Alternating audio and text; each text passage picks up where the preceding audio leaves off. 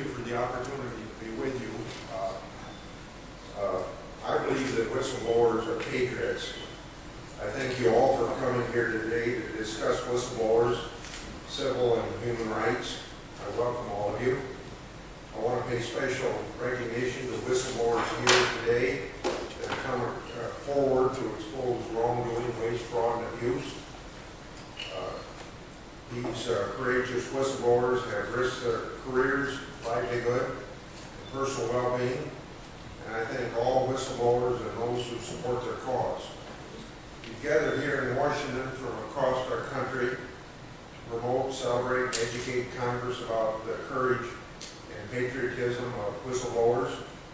In regard to the folks here today with the U.S. Department of Agriculture Coalition of Minority Employees, I want to say thank you for all you have done to push for change. I've been working with you for many years to bring about improvements in how USDA handles discrimination claims. The coalition played a very crucial role in raising awareness of some of the difficulties facing the department's employees who file complaints. I'm proud to stand with you and demand USDA officials ensure there's a process for employees to have their discrimination claims heard in a fair and timely manner. Our work has not gone unnoticed, but we haven't finished our work. I'm going to continue my oversight of USDA until I'm satisfied that we have a system in place to properly handle discrimination and retaliation claims. The first whistleblower I got acquainted with, and I call him the Dean of Whistleblowers, was Ernie Fitzgerald at the Department of Defense. Once said that the only crime that whistleblowers commit is that they commit truth. For it, they're as welcome as a skunk at a picnic, I often say. There's great peer pressure, as you know, to go along to get along with a lot of organizations, both public and private, with every bureaucracy. Part of the team, or else you are considered part of the team, just because you want to make sure things are done according to law or the taxpayers' money is spent according to law. Today's event highlights the uphill struggle that whistleblowers overcome. I commend each and every whistleblower that, like Ernie Fitzgerald, fights to make sure that truth is committed and truth is heard. Because with transparency brings accountability. It's a tremendous honor to work with such a diverse coalition of individual whistleblowers, friends, and supporters. Today's event provides a forum to discuss a number of important bills pending before Congress that will strengthen and expand existing whistleblower protection laws. I'm proud to report that one important bill called the Whistleblower Protection Enhancement Act, which I have co-sponsored with Senator Kaka of Hawaii, recently passed the Senate, and didn't just pass the Senate, but passed by unanimous consent. This legislation makes a number of important changes to the Whistleblower Protection Act for federal employees. It overturns a number of court decisions and rulings of the Merit System Protection Board that have limited whistleblower rights. It clarifies court jurisdiction and appeals to the whistleblower cases.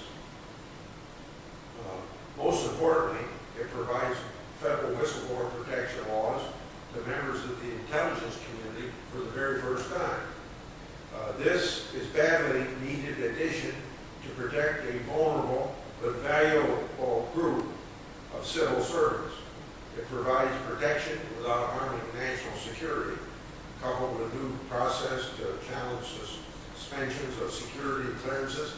It provides real protection for intelligent community employees. This important bill is now pending in the House. I know that Congressman Issa is a supporter of this legislation and that the bill has been referred to the committee he chairs along with some others. I encourage all of you to work constructively with the House to make sure that this legislation becomes law. It would be a great victory for all whistleblowers to have this bill signed into law. Protections for federal employees need to be strengthened, and this bill does that. I've said it for many years that I'd like to see the President of the United States. Not just President Obama, but I've said this to 4 presidents I've served under before him. I'd like to see a Rose Garden ceremony honoring whistleblowers. This would send the strongest possible message from the top of the executive branch of government to the lowest levels in the executive branch of government about the importance and the value of whistleblowers.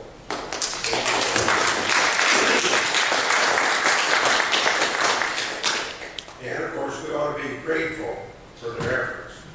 It'd be a perfect event for the President to sign a bill like the Whistleblower Protect Enhancement Act.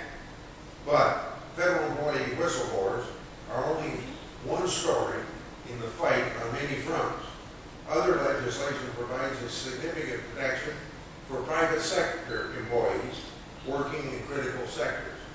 I'm an original sponsor of the False Claims Act of 1986, and thanks to whistleblowers, and maybe also to some people that maybe would not be classified as whistleblowers, that law has brought $30 billion back into the federal treasury since its passage in 1986.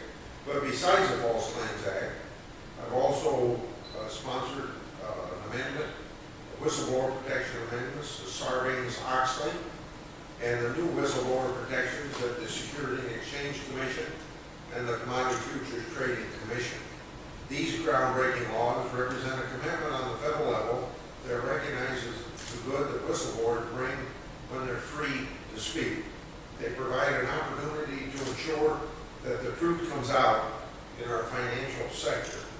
However, these important laws are only as strong as the resolve of whistleblowers to stand up, to speak out, and to fight to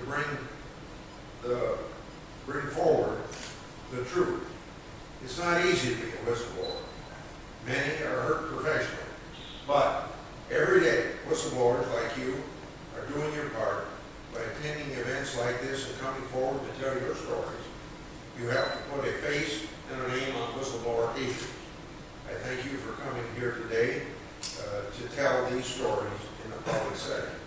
In closing, I'd like to again thank you all for putting together this forum, the leaders here that put it together. It represents a hard work and patriotic spirit of individuals. As long as I'm around Congress, I'll keep fighting for whistleblowers' right to any whistleblowers that want to be right beside you folks. Thank you very much.